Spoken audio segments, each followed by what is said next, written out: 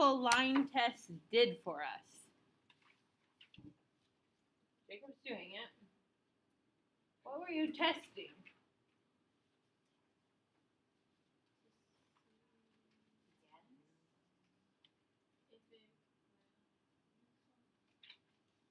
See if something was a function. Does anybody remember what the definition of a function was? Luke does? Tell us. I think so. Well, I know how you use the vertical line test. Okay. So you put a vertical line on the graph, and if the function just crosses it once, then it's a function. Okay, so if a vertical line can pass through a graph and only cross the graph at a single point, okay, vertical line passes only through a single point, then it's a function. Because in order to be a function, every input can have only one output. So if I put in X, I always get out the same Y. Okay, I'm not going to get a different Y than Kaylee gets. That's not a function. Okay? So we're going to get the same thing. Okay, a horizontal line test. A function f has an inverse function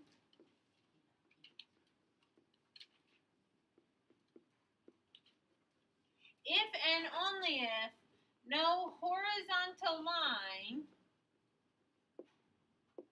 passes through, passes through the intersects. You can cross off one of those. Intersects the graph of f more than one time. So it's like essentially the same rule. You want to this time use a horizontal line. The horizontal line can only pass through one point at a time. Okay? Then you have an inverse function. If a horizontal line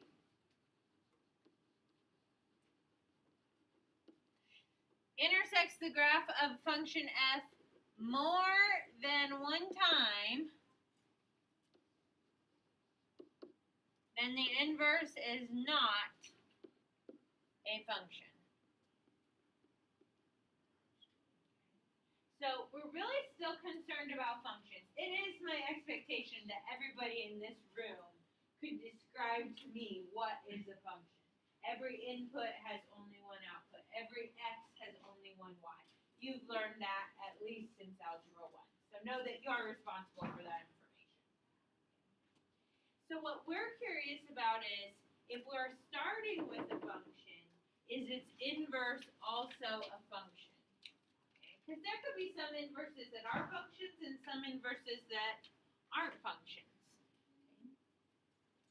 Okay, before we get into that, we're going to talk real quickly about graphs that look like f of x equals x to the n, where n is greater than 1. What would be true about the function if n were equal to 1? It would be what kind of function? If x is equal to 1, if n is equal to 1.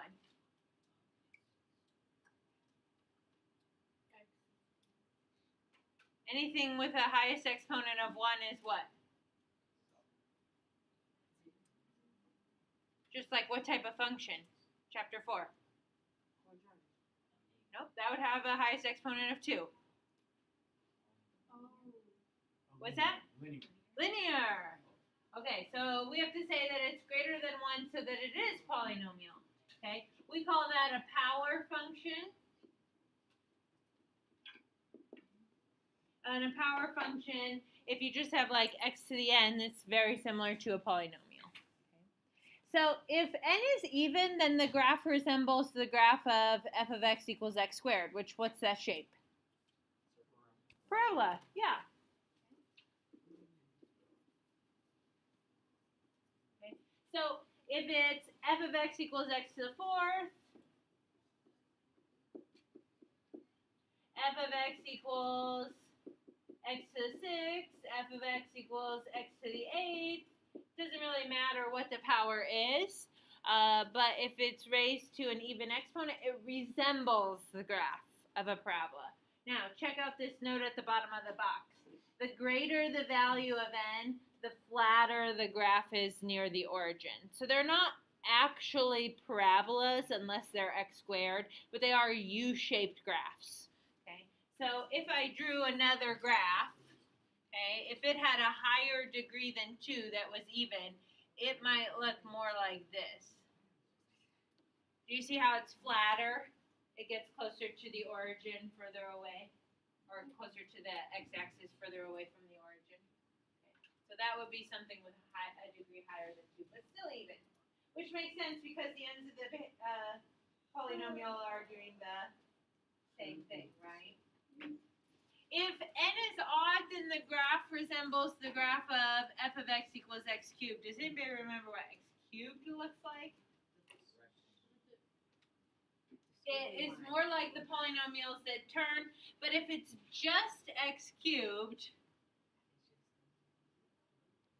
it's the one that looks like it has like a bend in the middle of it. It doesn't turn, but it bends in the middle. Yeah, it looks kind of like a snake. And of course, same thing. If the n value gets higher, so if it's x to the 5th, x to the 7th, x to the 9th, okay, I'll just draw another example. It might look something more like this, okay, where it looks flatter.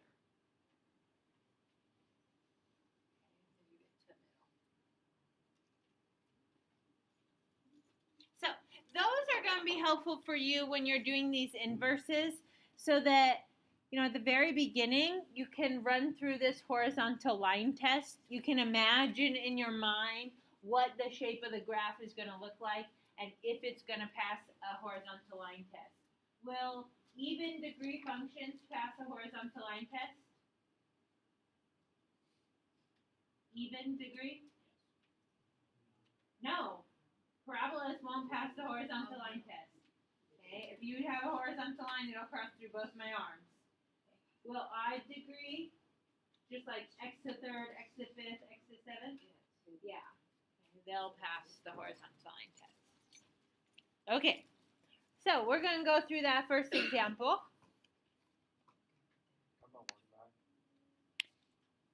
F of x equals x squared plus 2. Now, what type of function is this? It's even degree, and we know specifically it's a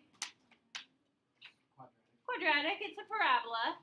Okay, and if you think back to like parent graphs and their shift, it's a parabola that's been moved up 2, which, hey, doesn't it look like that? Okay, so there's our graph. Okay, is the inverse of this a function? No. Why or why not?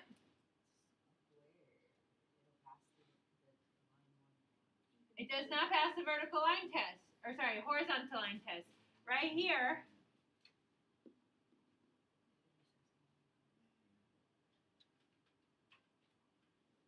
it will cross the graph 2 times, right? Okay, so we're just going to say, does not pass horizontal line test. Yes, sir. You got a question? Yeah, you don't graph the inverse and then do the horizontal line test? No, the horizontal line test is if you see a function as is, like some f of x. If you want to test if its inverse is a function, use the horizontal line test. Now, if you graph the inverse, then you're going to test if that's a function, you're going to use the vertical line test. So, like, right now, I'm going to have you find the inverse whether or not it's a function. In pre-calculus, in your first chapter, you will be concerned only with inverse functions, and if the answer is no, you don't do the work. Okay, but for right now, we can do the work. Because it can still have an inverse. The inverse just isn't a function. Okay, so sometimes you want to know, Luke, before you do all the work, whether or not it's a function. Well, because I was going to say if you switch them and then you solve for y, then it becomes square root, and then it would pass the vertical line test because it goes sideways. Oh, we're going to talk about that. Okay, so I'm going to erase my horizontal line here, and let's plot the inverse. Okay. So if you are given a picture of a graph and you want to draw the inverse, pick some points on the graph. I don't care what points you pick. 0, 2. So that means there's a point at 2, 0. What's another point we could use? Looks like there's one at 1, 3. So then there's one at 3, 1. And there's also one at negative 1, 3. So there's another point at 3, negative 1. And I could find more points if I wanted to, but at this point I'm pretty confident I could draw this shape, right? What's the shape of the inverse? A parabola that opens to the right. The inverse is a parabola that opens right. And try to make a connection here real quick to section 5.3 when we graph circles and parabolas. Remember, when we graphed sideways parabolas, parabolas that opened left or parabolas that opened right, they were square root functions, but they were both the positive and the negative, so it was reflected. Would that pass the vertical line test? No, a vertical line would cross that red graph more than once, so it's not a function. So here's where we're seeing the inverse. There's an inverse, it's a sideways parabola, but it's not a function. And we wouldn't classify it as such. So now we're going to do the work to find the inverse over here. What do I have to do first to find an inverse? Switch X and Y. Switch X and Y. Thank you, Mason. X equals Y squared plus 2. Solve for Y. X minus 2 equals Y squared. Square root both sides. Y equals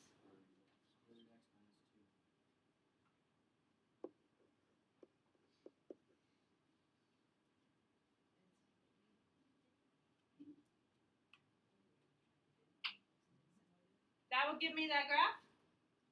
Thank you.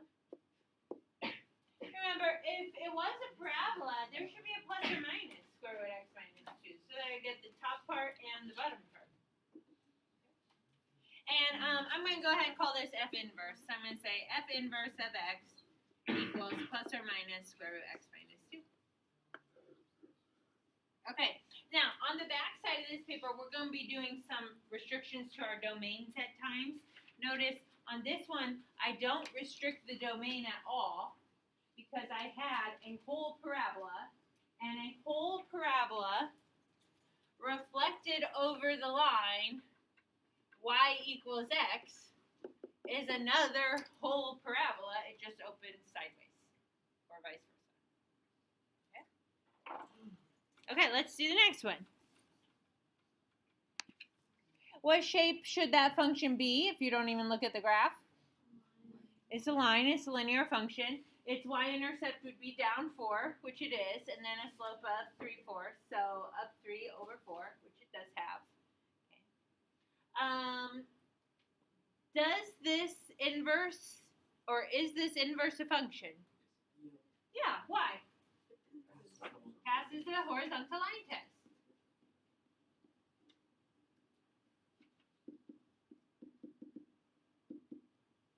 Okay, so as we do our horizontal line, we're never going to pass more than 1 point, so we're good to go. Well, let's graph what our inverse looks like. Let's see, I'm going to pick this point right here, my y-intercept, 0, -4. So that means I have a point at -4, 0. I could also use this point right here for -1. And I have a point at -1, 4. And if I was unsure, I could pick another point. This point right here looks to be -4, -7. So then I'll have to go -7, -4. Whoops. Writing that like a fraction, not an ordered pair. -7, -4. And connect. Whoa. Hard to do. Okay, now, these sometimes, like in this one, I thought at first, like, oh my gosh, did I do like parallel lines or something? But I didn't. These two lines are eventually going to intersect down at the bottom left of this screen. Okay, so if you want to think about them in terms of that line y equals x, are they reflection over that line? Sure. Okay, let's find the inverse. X equals 3/4 y minus 4.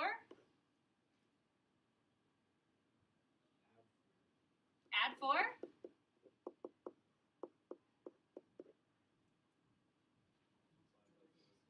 Multiply by 4/3.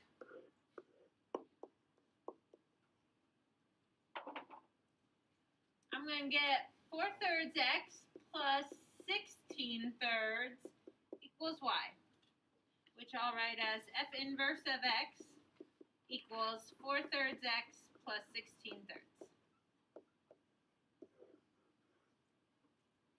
Is it okay that my y-intercept is 16/3? Yeah, it just means it's a little bit over what number? 5, right? 15/3 would be 5. This is 5 1/3. Take a look at your graph. Does it look like your inverse could have a y-intercept at 5 1/3? Yeah, mine's a little wonky, so it's a little higher than that. Okay, and you could check your graph of your inverse. Does it have a slope of 4/3? Rise 4, run 3. Sure does. Okay, so the inverse of a line, we know this from yesterday, is another line. Good. Let's flip it over.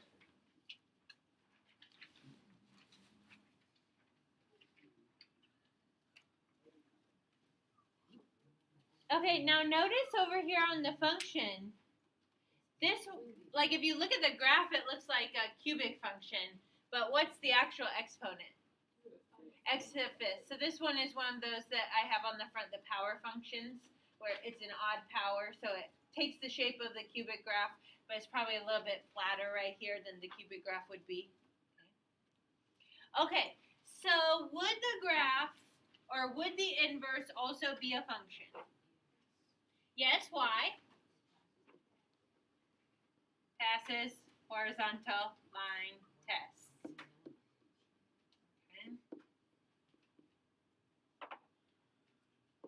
Okay, so I'm going to do this one reverse. I'm going to find the inverse first.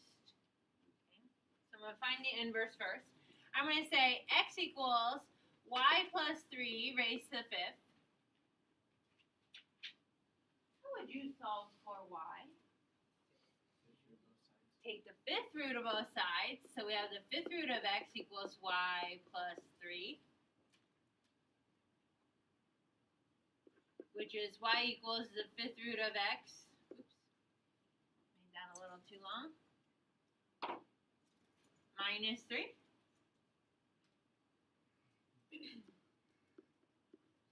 So f inverse x equals the 5th root of x minus 3. Now, in chapter 5, in section 5.3, we didn't actually graph any 5th roots. We did square roots and cube roots. Which one do you think this looks most like? A cube root. Does anybody remember what that cube root looked like? What? This thing, right? Sideways cubic function. Okay, so let's see if we pick some points and change them up, if that's actually true. Obviously, I'm going to pick this point right here. What is that? -3, 0. So that's going to be 0, -3. I try to look for other nice points. So it does look like -2, 1 will work for me. -4 and -1. Yep, will also work. Very good. So then switch those around. -1, -4. And 1, -2.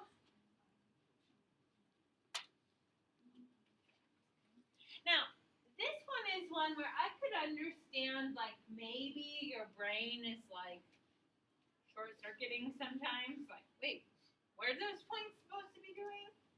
So if you ever have that moment, just pick another point, right?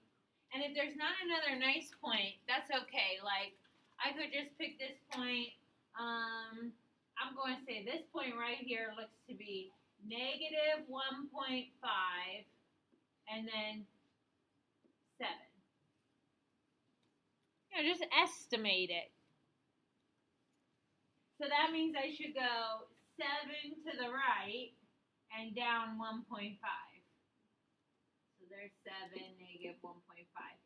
That extra point kind of helps me. Saves me a little bit.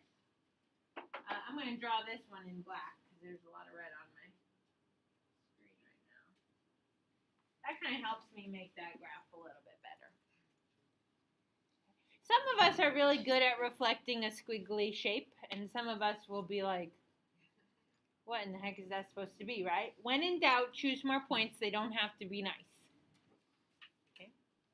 And of course, you could think about that then. Is this a reflection in the line y equals x? Sure. Now, you guys told me that you thought the fifth root would look a lot like a cube root. What's the transformation to this fifth root graph? Down 3. It's going down 3. Doesn't that appear to be the thing that we're doing? Okay, so there's a connection between our transformations. Okay, now to the last two, the ones you got to pay careful attention to.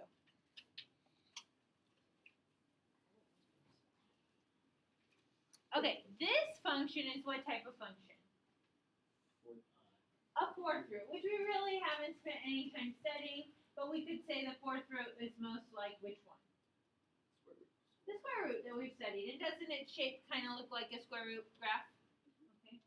And remember, the square root graph was the graph that looked like half of a sideways parabola. We probably mentioned that here in class.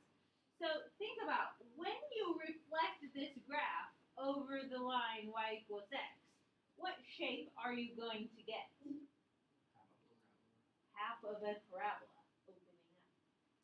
So that's something that we have to consider. Okay. That inverse is half, I'm going to say not a parabola, of a U-shaped graph.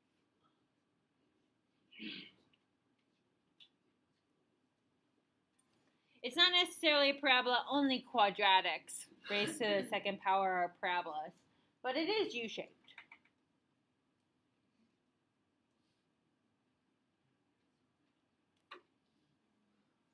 Okay, so let's pick some points. What is this? 2, 5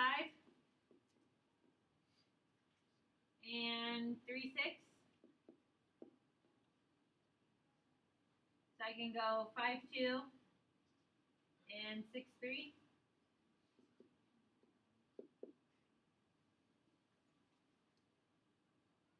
Which side of the U shape do you have? The right side. If you're not sure, pick another random point over here, right? Like I'll call this point 8, and it looks like 6.5. So I will go 6.5 and 8. Right up here. Oh yeah, it's the right side, isn't it?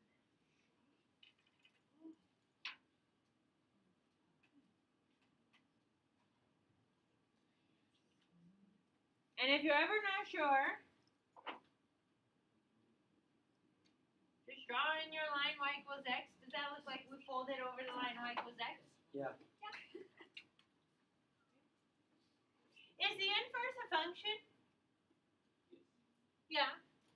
The original one passed the horizontal line test. The new one passes the vertical line test. So yes, we're passing the horizontal line test.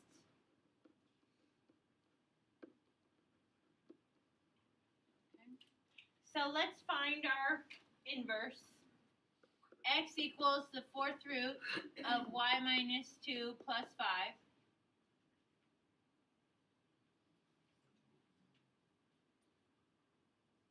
What would you guys do first? subtract 5. Excellent.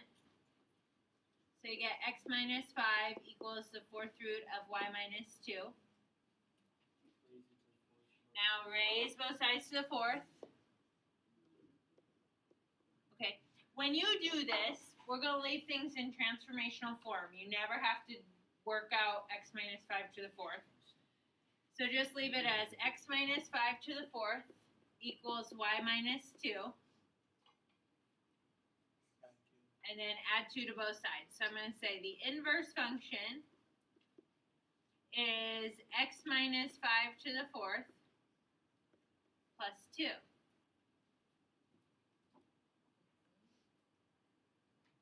So here's where things get tricky.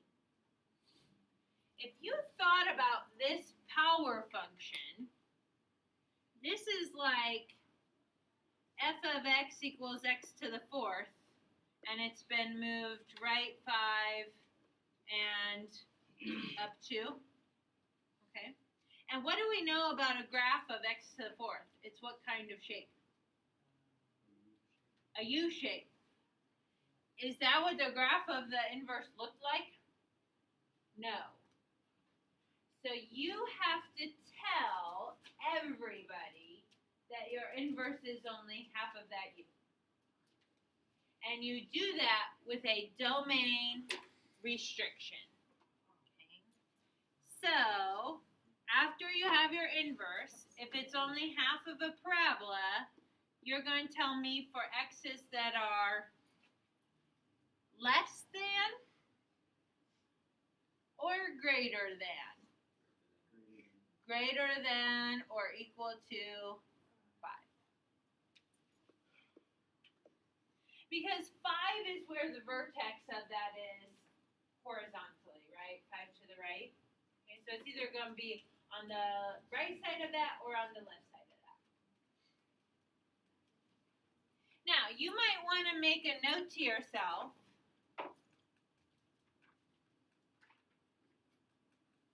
A positive even root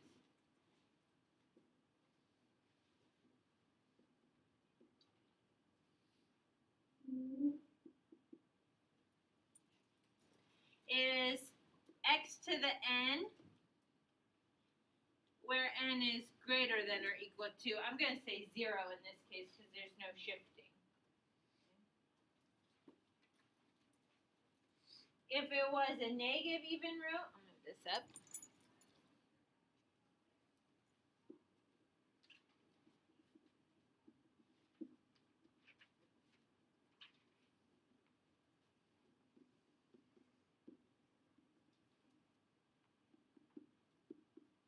Then it's x to the n where n is, oh sorry, not n, x. Sorry. X is greater than or equal to 0. This one would be flipped. It would be the left side.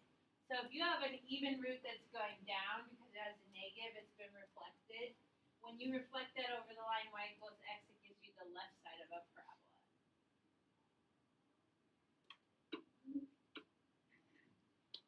Now, if you're not sure, if you can't remember that, then what I suggest is just draw a quick sketch, either of your original or of your inverse, and try to make sense of it.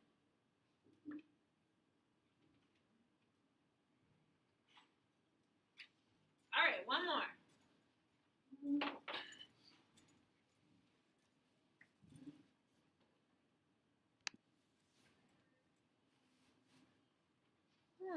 What type of function is this?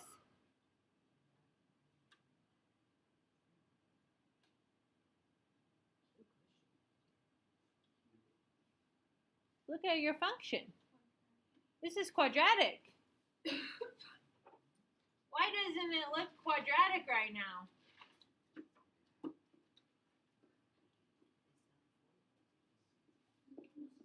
It's only half of the quadratic. So notice that it's f of x equals 4 times x minus 1 squared. So it's been shifted to the left and vertically stretched. And then it says x is less than or equal to 1. Well, it's not already the inverse. It would be already the inverse of the last problem, I suppose. But what it is it's just half of a parabola. So now when I ask you, is the inverse a function, you would say, yes. For the very first problem we did, we had a U-shaped graph. Is the inverse a function? No, not if it has both sides. But if you want to do inverses, you can just do one side. Okay, so you're going to see this next year very commonly in pre-calculus. Well, they'll restrict it with that x is less than or equal to 1. Okay? So it's only the quadratic. Is the inverse a function? Yes. Because now that I cut it off, it passes the horizontal line test.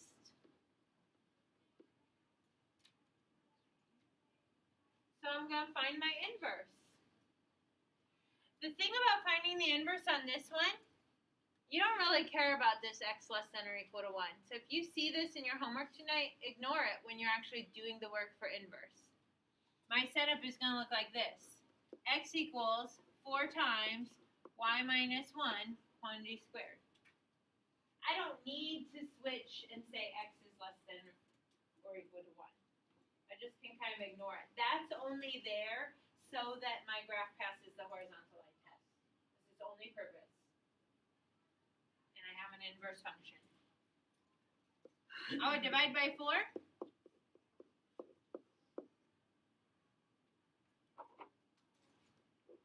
Square root both sides?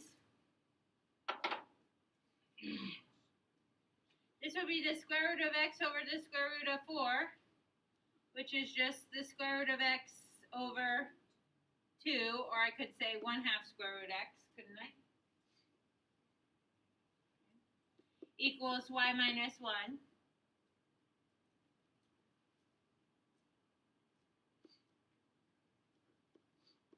Okay, now normally when I square root, I have to do what? Add the plus or minus. On this one, would I add plus or minus? No, because then it would give me a sideways parabola. Do you suppose I want positive or negative? Why negative? Less than 1. Because I had less than in the beginning. I have the left side of the parabola. So we're going to make this a negative and say we're equal to negative 1/2 square root x plus 1. The square root doesn't need any kind of restriction because it's just going to be 1/2 of a U-shaped graph or the parabola. If you want to verify that you're right, plot some points, right?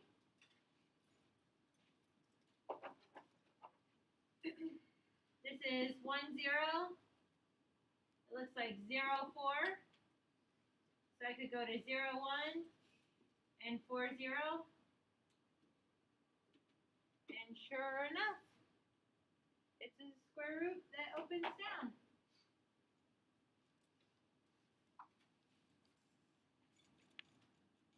Okay.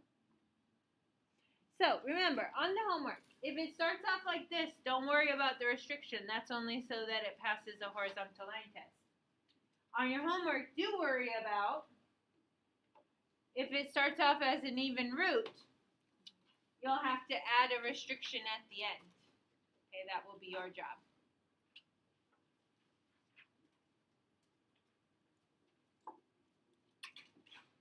Okay, we got 10 minutes, and I want you to do your concept check today.